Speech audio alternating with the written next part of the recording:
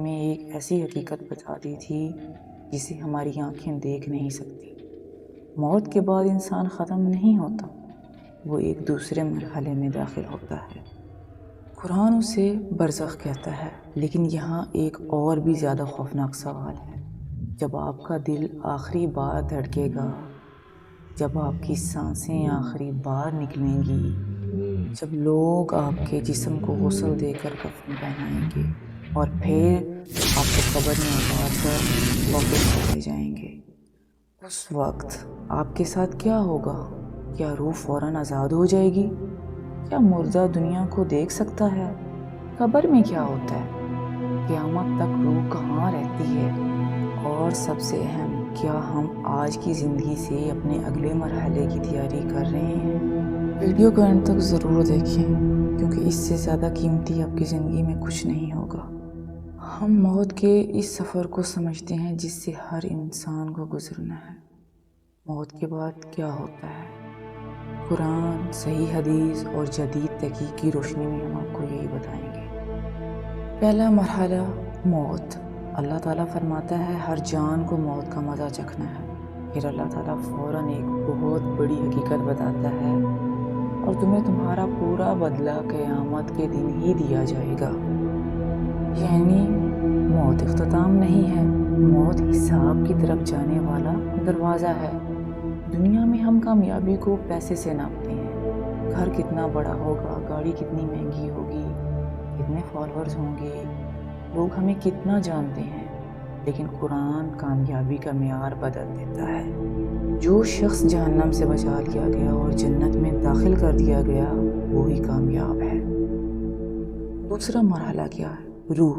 قرآن کہتا ہے اللہ جانوں کو ان کی موت کے وقت قبض کر لیتا ہے، اور اسی آیت میں نیند کا بھی ذکر ہے۔ سوچیں، ہر رات آپ سوتے ہیں، آپ کو نہیں معلوم کہ صبح آنکھ کھلے گی یا نہیں۔ آپ سونے سے پہلے فون رکھتے ہیں اور اگلی صبح آپ کو دوبارہ دنیا مل جاتی ہے، لیکن ایک دن نیند جیسی حالت آئے گی اور پھر واپسی نہیں ہوگی۔ قرآن کہتا ہے کہ روح کا معاملہ اللہ کے اختیار میں ہے۔ تیسرا مرحلہ کیا ہے؟ وہ دنیا جسے ہم نہیں دیکھ سکتے، اس کی حقیقت کیا ہے؟ اللہ تعالیٰ فرماتا ہے کہ موت کے بعد ان کی آگے ایک برزخ ہے، قیامت کے دن تک۔ یعنی انسان دنیا سے نکل جاتا ہے، لیکن قیامت ابھی قائم نہیں ہوئی۔ وہ ایک ایسے مرحلے میں داخل ہو جاتا ہے جسے ہم اپنی آنکھوں سے نہیں دیکھ سکتے۔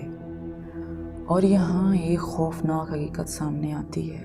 موت کے وقت انسان کہے گا، اے میرے رب، مجھے واپس بھیج دے۔ کیوں؟ وہ کہے گا تاکہ میں نیک عمل کر سکوں جو میں چھوڑ آیا ہوں۔ لیکن جواب ہوگا، نہیں، واپسی کا دروازہ بند ہو چکا ہے۔ یہاں ذرا رکیں۔ آج ہم کہتے ہیں کل نماز شروع کروں گا، رمضان میں توبہ کر لوں گا، بعد میں قرآن پڑھوں گا، اپنی جوانی ہے، اور جوانی میں تو لوگ ایسے کام کرتے ہیں۔ لیکن مرنے والا ہر شخص یہ نہیں کہے گا، وہ کہے گا مجھے صرف ایک موقع اور دے دو۔ فرق صرف اتنا ہے، اس کے پاس کل نہیں ہوگا، آپ کے پاس ابھی ہے۔ چوتھا مرحلہ کیا ہے؟ قبر۔ اب انسان کو قبر میں رکھا جاتا ہے، لوگ مٹی ڈال کر واپس چلے جاتے ہیں۔ وہی لوگ جو چند لمحے پہلے اس کے ساتھ تھے، اب قبر سے دور جا رہے ہیں۔ اور نبی کریم صلی اللہ علیہ وسلم نے فرمایا، جب لوگ واپس جاتے ہیں تو میت ان کے قدموں کی آواز آہٹ سنتی ہے، اور پھر دو فرشتے آتے ہیں اور سوال کرتے ہیں۔ نبی کریم صلی اللہ علیہ وسلم کی صحیح حدیث کے مطابق مومن اپنے ایمان کی گواہی دیتا ہے، اور اسے اس کے جنت والے مقام کا مشاہدہ کرایا جاتا ہے، جبکہ جو شخص ایمان میں ناکام رہا اس کے لیے معاملہ انتہائی سخت ہوگا۔ صحیح بخاری 1374 اور صحیح مسلم 2870۔ یہاں ایک بڑا سبق ہے۔ قبر میں آپ کی شہرت کام نہیں آئے گی، آپ کے فالورز نہیں آئیں گے، آپ کی گاڑی، بینک بیلنس اور کچھ بھی رشتہ دار اور دوستیاں کچھ کام نہیں آئے گا۔ آپ کا ایمان اور آپ کے اعمال ہیں۔ پانچواں مرحلہ، کہانی ابھی یہیں ختم نہیں ہوتی۔ ایک دن سور پھونکا جائے گا۔ قرآن کہتا ہے یہ پہلی پھونک کے بعد ایک عظیم واقعہ ہوگا، پھر دوسری پھونک ہوگی اور لوگ اچانک کھڑے ہو جائیں گے، قبر کھلے گی اور قرآن کہتا ہے پھر وہ قبروں سے اپنے رب کی طرف تیزی سے نکلیں گے۔ سوچیں، جس قبر پر آج لوگ فاتحہ پڑھ رہے ہیں، ایک دن وہی قبر قیامت کے دن ایک میدان اور ایک رستہ بن جائے گی۔ چھٹا مرحلہ، دوبارہ زندہ ہونا ہے۔ شاید انسان سوچے ہڈیاں تو مٹی بن گئیں، دوبارہ کیسے زندہ ہوں گی؟ قرآن جواب دیتا ہے کہ کیا انسان سمجھتا ہے کہ ہم اس کی ہڈیاں جمع نہیں کر سکیں گے؟ پھر اللہ فرماتا ہے کیوں نہیں، ہم تو اس کی انگلیوں کے پوروں تک کو درست کرنے پر قادر ہیں۔ اور آج آپ بہت اچھے سے سمجھتے ہیں کہ انگلیوں کے پور کیا ہیں، سب کے جدا ہیں، ایک انسان کے دوسرے انسان سے نہیں ملتے۔ جس اللہ نے پہلی بار پیدا کیا اس کے لیے دوبارہ پیدا کرنا ناممکن نہیں۔ ساتواں مرحلہ، اعمال کی کتاب۔ اب وہ لمحہ آئے گا جب دنیا کی وہ چیزیں جنہیں ہم چھپاتے رہے سامنے ہوں گی۔ قرآن کہتا ہے اعمال کی کتاب ان کے سامنے رکھ دی جائے گی اور لوگ حیران ہو کر رہیں گے، یہ کیسی کتاب ہے جو نہ کوئی چھوٹی چیز چھوڑتی ہے نہ بڑی، سب کچھ لکھ رکھا ہے، سب کچھ۔ پھر انسان اپنے اعمال کو اپنے سامنے موجود پائے گا، وہ جھوٹ جو سب سے چھپا لیا تھا، اور وہ نظر جو کسی نے نہیں دیکھی تھی، وہ ظلم جسے ہم بھول گئے تھے، وہ نیکی جس کا کسی انسان کو پتہ نہیں تھا، سب کچھ اللہ کے علم میں تھا۔ اور سب سے الارمنگ سوال کیا ہے؟ آپ کی زندگی میں آج سب سے اہم کیا چیز ہے؟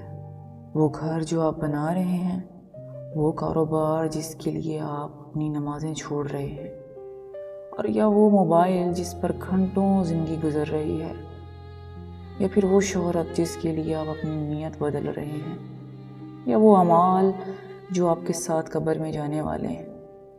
نبی کریم صلی اللہ علیہ وسلم نے فرمایا 3 چیزیں میت کے ساتھ جاتی ہیں، اس کے گھر والے، اس کا مال اور اس کے اعمال، پھر 2 واپس آ جاتے ہیں، گھر والے اور مال، اور ایک باقی رہ جاتا ہے اور وہ ہیں اس کے اعمال۔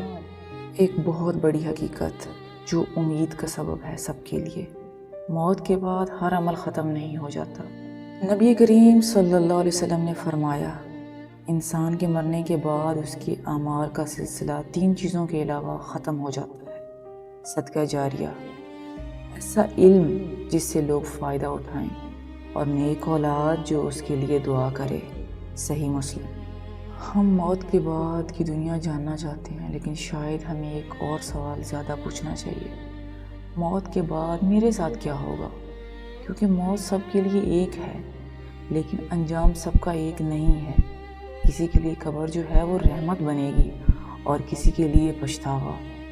اسی لیے آج رات سونے سے پہلے اپنا فون ایک طرف رکھیں، چند منٹ خاموش بیٹھیں، سکرولنگ بند کریں۔ سکرولنگ سائنس بتا رہی ہے، تمام تحقیقات بتا رہی ہیں کہ یہ آپ کے لیے بہت خطرناک ہے، آپ کے دماغ کے لیے، آپ کے سکون کے لیے۔ اور خود سے سوال کریں کہ اگر آج میری آخری رات ہو تو کیا میں اللہ سے ملنے کے لیے تیار ہوں؟ کیونکہ موت کا مسئلہ یہ نہیں کہ وہ کب آئے گی، مسئلہ یہ ہے کہ جب وہ آئے گی تو ہم کس حال میں ہوں گے۔ اللہ ہمیں ایمان پر موت دے، قبر کے عذاب سے محفوظ رکھے، اور قیامت کے دن اپنے رحم سے ڈھانپ لے اور جنت الفردوس میں اعلیٰ مقام عطا فرمائے۔ آمین۔ ویڈیو اچھی لگی ہو تو پلیز ضرور سبسکرائب کریں، لائک کریں، اور جتنا ہو سکے شیئر کریں، کہ ہر آنے والی ویڈیو آپ کے لیے ایک بہترین اوتھینٹک قرآن اور حدیث کی روشنی میں ایک سبق لے کے آئے گی جو کہ آپ کے لیے ضروری ہے۔ جزاک اللہ خیر۔